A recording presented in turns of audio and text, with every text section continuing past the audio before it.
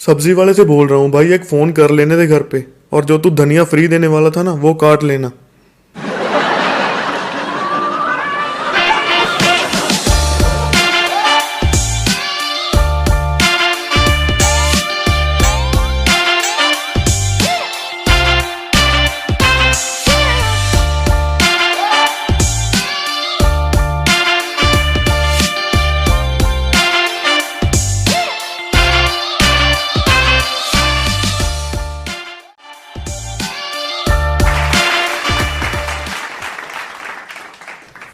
मैंने एक motivational speaker से सुना था कि इंटरेस्टिंग बंदा वो है जो खुद के साथ टाइम बिता पाए बिना किसी गैजेट के। तो मैंने सोचा क्यों ना एक दिन बिना फ़ोन के बिताया जाए, तो मैंने फ़ोन स्विच ऑफ कर दिया और साइड पे रख दिया। लेकिन अब समझना है कि अब मैं करूं क्या। मैंने सोचा चलो मम्मी पापा के साथ टाइम स्पेंड करते हैं। तो मैं पापा के पास चला गया। मुझे थोड़ा याद था कि पापा को शायद ज़ुकाम था। तो मैंने पापा से पूछा, पापा ज़ुकाम कैसा है अब आपका? तो पापा बोले, बेटा ज़ुकाम मुझे पिछले महीने था। मैंने सोचा कमाल है यार, इस फ़ोन के चक्कर में मैं अपने माँ बाप के साथ महीनों भर बात नहीं करता। तो मैंने टॉपिक चेंज किया। मैं बोला, पापा हमारा वो दुकान का काम कैसे चल रहा है? अच्छा चल रहा है ना? तो पापा बोले, कहाँ बेटा, आजकल तो मंदी है, क्या ही रखा है दुकानों में आजकल। तो इससे आगे मैं क्या ही बोलूँ यार। पहली बार मैं मैच्योर होकर अपने पापा के साथ बात कर रहा हूँ। ये मैच्योर लोगों की बातें होती बकवास है। मैं पूछ रहा हूँ कैसे हो, अगला बोले लंग कैंसर है, तो मैं क्या ही कर लूँगा यार। हम पूछते ही इस उम्मीद से हैं कि रिस्पॉन्स पॉजिटिव हो, लेकिन कुछ सवाल हम इस उम्मीद से पूछते हैं कि रिस्पॉन्स नेगेटिव हो। जैसे, चाय पियोगे? हम एक्सपेक्ट करते हैं कि सामने वाला बोलेगा, नहीं यार चाय फिर कभी, अभी मैं चलता हूँ। चाय पूछना तो सामने वाले को भगाने का ब्रह्मास्त्र है। वो तो बेचारा बैठा आराम से बातें कर रहा है और आप बोल दो चाय पियोगे। मैंने अपने पापा से ही पूछ लिया, पापा चाय पियोगे? पापा कौन सा मेरे घर पे मेहमान थे, वो बोले बेटा हाँ पी लेंगे, चाय बना लो। तो 3 लोगों की चाय बनानी थी, मेरी, मम्मी और पापा की। मैंने 2 कप पानी लिया, 1 कप दूध, 2.5 कप चाय बनी। मैंने देखा जब मेरे जैसे कैलकुलेटिव बंदे चाय बनाते हैं ना, या तो वो कम बनाते हैं या बहुत ही ज़्यादा बनाते हैं। ये मम्मी लोग पता नहीं कैसे चाय बनाते हैं। इनकी चाय बन रही होती है और 4 लोग और आ जाए ना तो ये उसी में सब कुछ एडजस्ट कर देते हैं। हमसे 3 लोगों की नहीं बनती। खैर चाय बनी, ठीक ठाक बनी थी। हमने चाय पी, वो आधा कप मैंने ले लिया। मैंने शो नहीं होने दिया कि चाय कम बनी थी। मैं बोल रहा हूँ मुझे पीनी इतनी थी। चाय पी के मैंने सोचा यार खुद के साथ टाइम बिताते हैं, जैसे वो मोटिवेशनल स्पीकर बोल रहा था। तो मैं अलग एक कमरे में बैठ गया। मैंने सोचा यार 2 काम करने हैं। एक तो ये देखना है कि ज़िंदगी में क्या खोया क्या पाया, और दूसरा अपने मन की आवाज़ सुननी है। तो मैंने एक पेन पेपर लिया। पहले मैं सोचने लग गया कि ज़िंदगी में मैंने क्या खोया। सबसे पहले मेरे दिमाग में मेरा क्रश आया। यार उसने तो सिग्नल दिए थे हाँ के, लेकिन मैं ही भोला पकड़ नहीं पाया।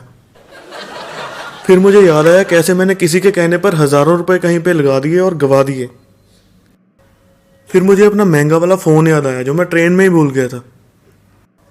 इतने नुकसान याद आ रहे थे यार मुझे, मैंने वो पेपर ही फाड़ दिया। मुझे नहीं करना यार, सारे घाटे याद करा दिए। मैं बोला छोड़ो यार, दूसरा काम करते हैं, मन की आवाज़ सुनते हैं।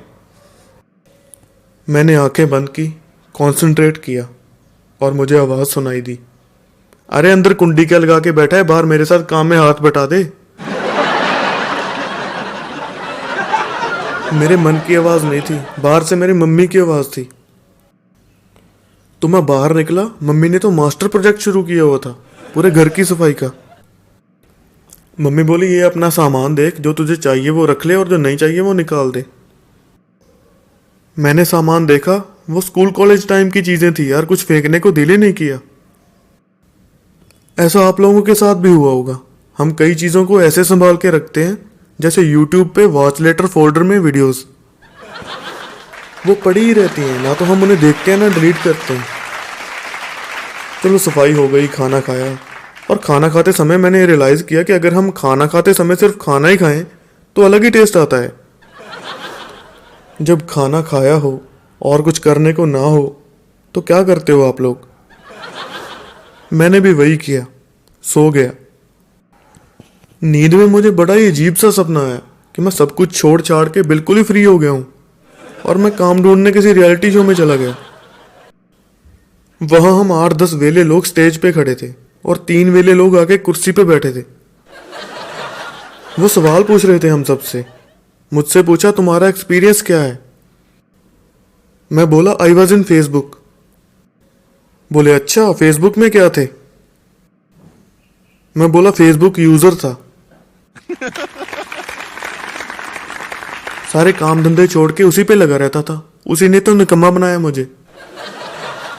हमसे ज्यादा तो जजेस का अपना कंपटीशन चल रहा था, सबसे क्रिएटिव तरीके से रिएक्ट करने का। तो मुझे तो जजेस ने बोल दिया कि आप मुंबई नहीं आ सकते।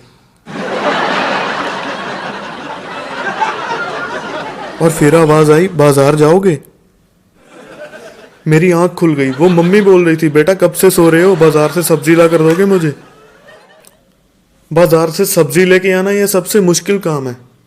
ब्रांडेड कपड़ों की तरह सब्जी का रेट भी कम बताना पड़ता है घर पे, नहीं तो यही सुनने को मिलता है कि महंगी लाए हो।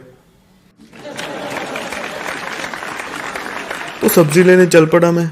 वहां जाकर भूल गया मैं कि कौन सी सब्जी कितनी लेनी है। मैंने सोचा फोन करके पूछ लेता हूँ। जेब में हाथ डाला, फोन तो था ही नहीं आज जेब में।